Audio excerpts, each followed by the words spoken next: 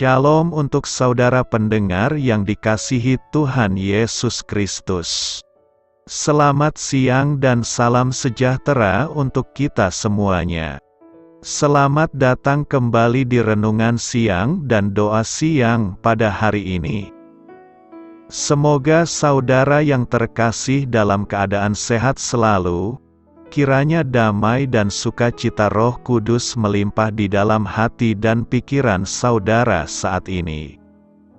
Sebelum kita mulai renungan pada siang hari ini, marilah kita bersama-sama berdoa.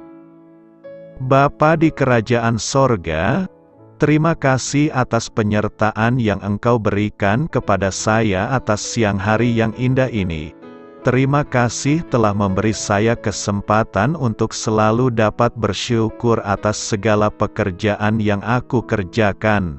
Maka dari itu, saya mohon sertailah selalu diri ini sepanjang hari ini. Terima kasih atas berkat Tuhan hingga saat ini aku masih bisa merasakan kebaikan Tuhan dan buatlah agar bibirku selalu mengucap syukur kepadamu. Tuhan Yesus Kristus, terima kasih pada saat ini saya masih bisa bekerja. Tuhan, saat ini saya akan memulai pekerjaan saya. Berkatilah pekerjaan ini dan sertailah sepanjang saya selama bekerja pada hari ini, agar menjadi berkat bagiku, bagi keluargaku dan juga tempat saya bekerja. Berkati seluruhnya di siang hari ini agar berjalan dengan baik dan menjadi berkat untuk kami jalani bersama dengan anak Tuhan yang lainnya. Dalam nama Tuhan Yesus, aku berdoa. Amin. Sahabat pendengar sekalian, bacaan renungan dan ayat emas Alkitab renungan kita siang hari ini dimulai. Nats bacaan kita siang hari ini adalah, kiranya kemurahan Tuhan, Allah kami, atas kami, dan teguhkanlah perbuatan tangan kami. Tertulis di dalam kitab Mazmur 90 ayat 17, judul renungan kita hari ini adalah Teologi Eeyore. Bacaan kita pada siang ini terambil dari kitab Mazmur 90 ayat 1 sampai dengan ayat 17. Doa Musa, Abdi Allah, Tuhan, Engkaulah tempat perteduhan kami turun-temurun, sebelum gunung-gunung dilahirkan, dan bumi dan dunia diperanakan, bahkan dari selama-lamanya sampai selama-lamanya Engkaulah Allah. Engkau mengembalikan manusia kepada debu, dan berkata, kembalilah, hai anak-anak manusia, sebab di matamu 1000 tahun sama seperti hari kemarin, apabila berlalu, atau seperti suatu giliran jaga di waktu malam. Engkau menghanyutkan manusia, mereka seperti mimpi, seperti rumput yang bertumbuh, di waktu pagi berkembang dan bertumbuh, di waktu petang lisut dan layu. Sungguh, kami habis lenyap karena murka-Mu, dan karena kehangatan amarah-Mu kami terkejut. Engkau menaruh kesalahan kami di hadapan-Mu, dan dosa kami yang tersembunyi dalam cahaya wajah-Mu. Sungguh, segala hari kami berlalu karena gemas-Mu. Kami menghabiskan tahun-tahun kami seperti keluh. Masa hidup kami 70 tahun dan jika kami kuat, 80 tahun, dan kebanggaannya adalah kesukaran dan penderitaan, sebab berlalunya buru-buru, dan kami melayang lenyap. Siapakah yang mengenal kekuatan murka-Mu dan takut kepada gemas-Mu? Ajarlah kami menghitung hari-hari kami sedemikian, hingga kami beroleh hati yang bijaksana. Kembalilah, ya Tuhan, berapa lama lagi, dan sayangilah hamba-hamba-Mu. Kenyangkanlah kami di waktu pagi dengan kasih setia-Mu, supaya kami bersorak-sorai dan bersukacita semasa hari-hari kami. buatlah kami bersukacita seimbang dengan hari-hari Engkau menindas kami, seimbang dengan tahun-tahun kami mengalami celaka. Biarlah kelihatan kepada hamba-hamba-Mu perbuatan-Mu, dan semarak-Mu kepada anak-anak mereka. Kiranya kemurahan Tuhan, Allah kami, atas kami, dan teguhkanlah perbuatan tangan kami. Ya, perbuatan tangan kami, teguhkanlah itu. Ayat renungan kita ini terambil dari kitab Mazmur 90 ayat 1 sampai dengan ayat 17. Kata bijak Alkitab hari ini adalah, Anda tak akan menjadi anak yang tak berpengharapan jika Anda ingat kepedulian Bapa. Mari kita mulai renungan siang kita. Baiklah, mari kita mulai segmen kisah inspiratif. Bagaimana cara orang yang percaya kepada Yesus Kristus mengatasi beban kehidupan dan singkatnya kehidupan tanpa menyerah pada apa yang disebut Michael Easley dari Moody Bible Institute sebagai teologi Eeyore. Eeyore, keledai pemurung teman Winnie the Pooh, selalu berjalan lamban dengan kepala menunduk. Ia melihat segalanya dari sisi negatif. Seorang Kristiani yang seperti Eeyore akan melontarkan pernyataan seperti ini. Dosa merajalela di mana-mana, bahkan di gereja. Dunia bertambah buruk daripada sebelumnya. Allah akan menghakimi kita atas kefasikan kita. Ketika menulis Mazmur 90, Musa sedang bermuram durja karena merenungkan beda antara kemuliaan Allah yang kekal dan kelemahan manusiawi kita. Kita bergumul, berduka, berdosa, takut akan Allah, dan mati. Ini membuat depresi, bukan? Namun, Musa tak mengakhiri mazmurnya dengan suasana muram. Bagaimana respons Musa terhadap teologi Eeyore? Ia menulis, "Kenyangkanlah kami di waktu pagi dengan kasih setiamu, supaya kami bersorak-sorai dan bersukacita semasa hari-hari kami, apabila kita melihat nilai setiap momen dan hidup di dalam kemuliaan karena penebusan Kristus serta sukacita karena berkat-Nya atas kita. Sesungguhnya kita tengah menunjukkan kepuasan kita di dalam Allah kepada anak dan cucu kita. Ya Tuhan, jauhkan kami dari sikap seperti Eeyore, dan tolonglah kami untuk mewariskan sukacita, pengharapan, dan damai sejahtera. Bila cobaan datang dan hatiku berat, bila sakit dan sedih terus menyerbu, aku berserah kepadamu, Tuhan, biar kulihat damai sukacita yang Kau janjikan kepadaku. Kenyangkanlah kami. Mazmur 90 ayat 14 berkata, "Kenyangkanlah kami di waktu pagi dengan kasih setiamu, supaya kami bersorak-sorai dan bersukacita semasa hari-hari kami." Kenyang akan membuat tubuh memiliki kekuatan untuk melakukan pekerjaan. Itu sebabnya setiap perut kosong harus diisi kembali, minimal 3 kali sehari perut harus dikenyangkan. Orang yang sehat pasti membutuhkan makanan yang bergizi untuk mengenyangkan perutnya. Tetapi orang yang sakit cenderung sulit memasukkan makanan ke perutnya karena larangan para medis untuk dirinya. Artinya, makanan sangat penting untuk tubuh jasmani kita.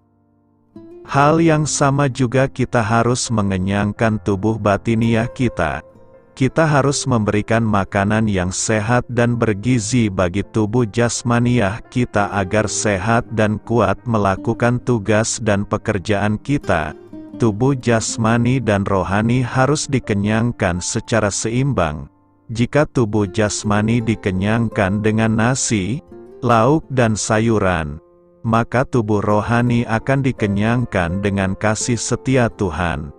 Kita harus menikmati kasih Tuhan setiap bangun pagi bagi jiwa yang bergumul dan hati yang penat. Alkitab mengajak kita untuk mengenyangkan diri kita dengan Tuhan di pagi hari dengan kasih Tuhan. Kitab suci mengatakan bahwa jika kita menjadi kenyang oleh Tuhan di pagi hari, maka kita juga dapat memiliki sukacita penuh sepanjang hari-hari kita. Jadi bagaimana kita dapat mengenyangkan diri kita dengan kasih Tuhan di pagi hari? Menurut saya ada 3 hal yang dapat kita lakukan. Pertama, berdoa di pagi hari. Hal pertama yang dapat kita lakukan adalah berdoa kepada Tuhan di pagi hari. Ini merupakan sebuah kebiasaan yang bahkan Yesus pun lakukan. Pagi-pagi benar, waktu hari masih gelap, ia bangun dan pergi keluar. Ia pergi ke tempat yang sunyi dan berdoa di sana. Kita dapat berdoa kepada Tuhan untuk menceritakan tentang rencana dan harapan kita untuk hari ini, meminta penyertaan-Nya sepanjang hari ini, meminta kehendak-Nya atas hidup kita agar terjadi hari ini, membantu kita untuk tetap bersukacita dan bersyukur sepanjang hari ini, dan membukakan berkat-Nya untuk keluarga kita hari ini. Berdoa di pagi hari merupakan sesuatu yang sangat penting. Kedua, membaca Alkitab di pagi hari. Hal kedua yang dapat kita lakukan di pagi hari adalah membaca Alkitab. Banyak sekali perkataan-perkataan Tuhan yang dapat menguatkan kita di dalam Alkitab. Ketika kita sedang lemah, tidak bersemangat, kesulitan untuk bersyukur, perkataan Tuhan dapat membantu dalam mengingatkan diri kita bahwa Dia baik dan Dia belum meninggalkan kita. Seringkali kita lupa bahwa kita memiliki Tuhan yang Maha Kuasa dan juga Maha Pengasih karena kita lupa untuk membaca perkataan-perkataannya di dalam Alkitab. Doa adalah bagaimana kita berbicara kepada Tuhan. Pembacaan Alkitab adalah bagaimana Tuhan berbicara balik kepada kita. Bagi sebagian orang ketika sibuk menjadi lupa berdoa. Tetapi tidak demikian dengan Martin Luther, tokoh reformasi gereja. Ia berkata bahwa ia memiliki begitu banyak hal untuk dikerjakan sehingga ia meluangkan 3 jam pertama setiap hari untuk berdoa. Ketiga, memuji Tuhan melalui puji-pujian di pagi hari. Hal ketiga yang dapat kita lakukan di pagi hari adalah memuji Tuhan melalui puji-pujian.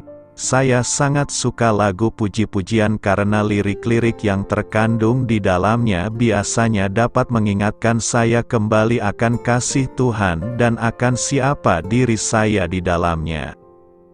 Daud bersyukur kepada Tuhan untuk kasih setia Tuhan yang selalu baru setiap pagi. Ia menyanyi, bermazmur dan menyembah Tuhan. Daud senantiasa mengharapkan Tuhan lebih daripada seorang penjaga yang mengharapkan pagi. Daud menyatakan kasihnya kepada Tuhan dengan doa sebagai percakapan dengan Tuhan secara pribadi. Bila setiap pagi kita merenungkan kebaikan Tuhan, maka apapun yang terjadi sepanjang hari tetap membuat kita bersyukur. Karena itu, mari awali hari kita setiap pagi bersama Tuhan. Maka kita akan mengalami kekuatan dan ketenangan dalam menjalani kehidupan sepanjang hari. Kita bisa bersorak-sorai sepanjang hari karena kebaikan Tuhan. Tuhan tempat perteduhan. Mazmur 90 ayat 1 berkata, doa Musa, Abdi Allah Tuhan, Engkaulah tempat perteduhan kami turun-temurun. Tempat perteduhan adalah suatu tempat di mana kita bisa berteduh dari segala ancaman, baik dari ancaman gelapnya malam dan teriknya matahari di siang hari. Manusia membutuhkan suatu tempat berteduh yang baik dan nyaman. Tempat berteduh merupakan kebutuhan utama manusia. Pada umumnya manusia menganggap bahwa tempat berteduh yang baik itu adalah rumah tempat tinggal kita. Pemazmur berpikiran lain, baginya tempat berteduh yang baik itu adalah Tuhan. Bagaimana mungkin Tuhan sebagai tempat tinggal? Jika kita baca ayat selanjutnya maka kita akan dapat mengenal bagaimana dahsyatnya Tuhan itu, bagaimana berkuasanya Tuhan itu, bagaimana jika Tuhan murka kepada manusia, Tuhan adalah abadi, dan sebagainya. Semua itu menurut pengalaman Raja Daud akan Tuhan. Di akhir pasal itu juga berisikan pengharapan agar Tuhan meneguhkan orang-orang percaya. Tuhan sebagai tempat tinggal difahami sebagai sebuah keinginan manusia agar dapat hidup di bawah kuasa dan kemuliaan Tuhan. Manusia yang tinggal di dalam Tuhan menjadi manusia yang dapat membawa sejarah dalam kehidupannya. Karena Tuhan akan menjaga keturunan manusia ini turun-temurun. Demikian seperti janji Tuhan pada Abraham akan keturunan seperti bintang di langit dan seperti pasir di tepi pantai, dan itu terjadi. Demikianlah pemahaman dan keyakinan betapa pentingnya tinggal di dalam Tuhan. Pemahaman tinggal di dalam Tuhan berkembang dengan istilah yang lebih mudah dipahami bahwa Tuhan tinggal di hati manusia. Tuhan sebagai tempat perlindungan kita menunjukkan bahwa hanya Tuhanlah yang bisa menjaga dan melindungi kita dari segala mara bahaya baik siang dan malam. Tuhan menjamin keselamatan kita selama kita hidup di bumi ini. Tuhan tidak pernah melalaikan perlindungan dan penyertaannya bagi kita. Walau kita sudah punya tempat perlindungan di dunia ini, namun sifatnya hanya sementara saja. Tempat perlindungan sejati kita hanyalah Tuhan. Karena itu, berteduhlah selalu di dalam Tuhan agar hidup kita aman dan nyaman senantiasa. Ajarlah kami menghitung hari-hari kami. Mazmur 90 ayat 12 berkata, ajarlah kami menghitung hari-hari kami sedemikian, hingga kami beroleh hati yang bijaksana. Tempat perteduhan adalah suatu tempat di mana kita bisa berteduh dari segala ancaman baik dari ancaman gelapnya malam dan teriknya matahari di siang hari. Manusia membutuhkan suatu tempat berteduh yang baik dan nyaman. Tempat berteduh merupakan kebutuhan utama manusia. Pada umumnya manusia menganggap bahwa tempat berteduh yang baik itu adalah rumah tempat tinggal kita. Pemazmur berpikiran lain, baginya tempat berteduh yang baik itu adalah Tuhan. Bagaimana mungkin Tuhan sebagai tempat tinggal? Jika kita baca ayat selanjutnya maka kita akan dapat mengenal bagaimana dahsyatnya Tuhan itu, bagaimana berkuasanya Tuhan itu, bagaimana jika Tuhan murka kepada manusia, Tuhan adalah abadi, dan sebagainya. Semua itu menurut pengalaman Raja Daud akan Tuhan. Di akhir pasal itu juga berisikan pengharapan agar Tuhan meneguhkan orang-orang percaya. Tuhan sebagai tempat tinggal difahami sebagai sebuah keinginan manusia agar dapat hidup di bawah kuasa dan kemuliaan Tuhan. Manusia yang tinggal di dalam Tuhan menjadi manusia yang dapat membawa sejarah dalam kehidupannya. Karena Tuhan akan menjaga keturunan manusia ini turun-temurun. Demikian seperti janji Tuhan pada Abraham akan keturunan seperti bintang di langit dan seperti pasir di tepi pantai, dan itu terjadi.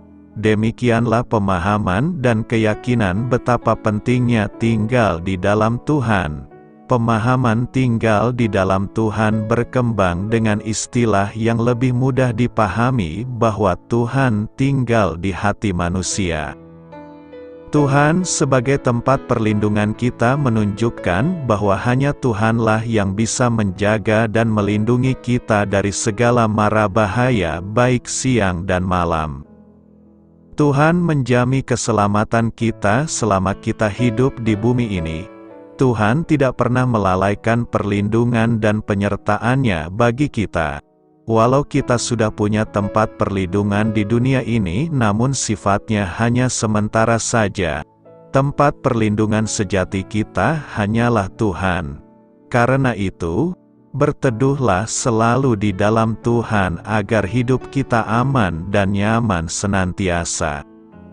Selamat berkarya untuk Tuhan, selamat memulai karya dalam minggu ini untuk Tuhan. Doa saya menyertai saudara sekalian, saya memberkati Anda agar sewaktu Anda mencarinya dari Dia, Bapa Surgawi Anda akan memberikan bagi Anda roti harian Anda. Dalam nama Yesus Kristus, Tuhan yang berkuasa atas alam semesta dan menuntun kita kepada iman yang menyelamatkan, Tuhan Yesus menyertai senantiasa. Tuhan memberkati. Amin.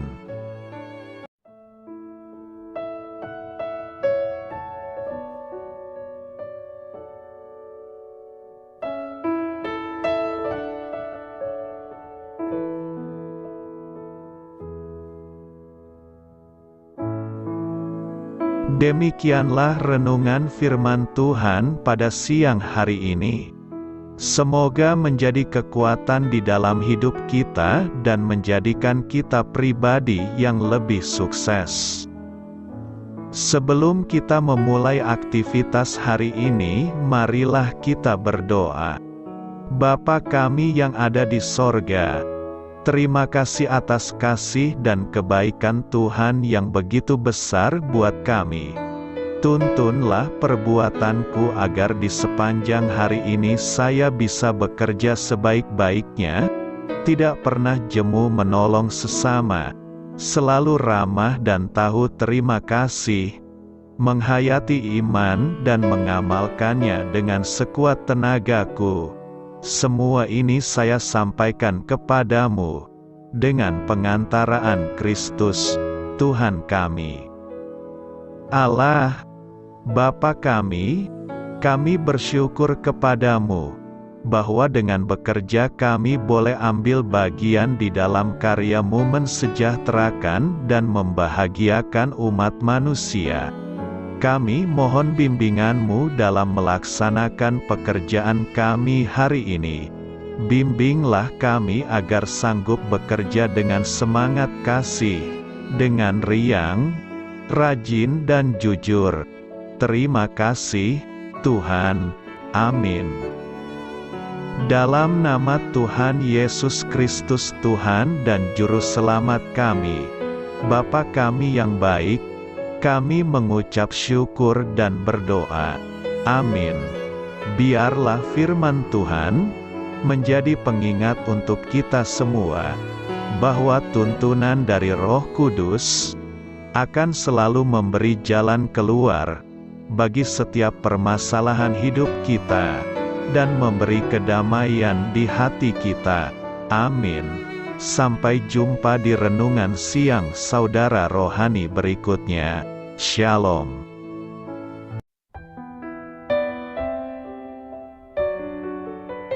Halo untuk semua pendengar saudara rohani yang terkasih di dalam nama Tuhan Yesus Kristus dimanapun berada. Mari dukung kami, tim redaksi Renungan Harian Saudara Rohani dengan cara memberikan bantuan, kritik dan masukan. Saudara dapat memberikan masukan melalui kolom komentar di bawah atau mengirim kepada kami langsung melalui email yang tertera di layar Anda, saudararohani@gmail.com. Jika saudara terberkati melalui renungan ini, saudara dapat mendoakan kami dan memberikan bantuan lainnya dengan mengirim email kepada kami. Saya berdoa agar saudara sekalian bahagia dan sehat selalu.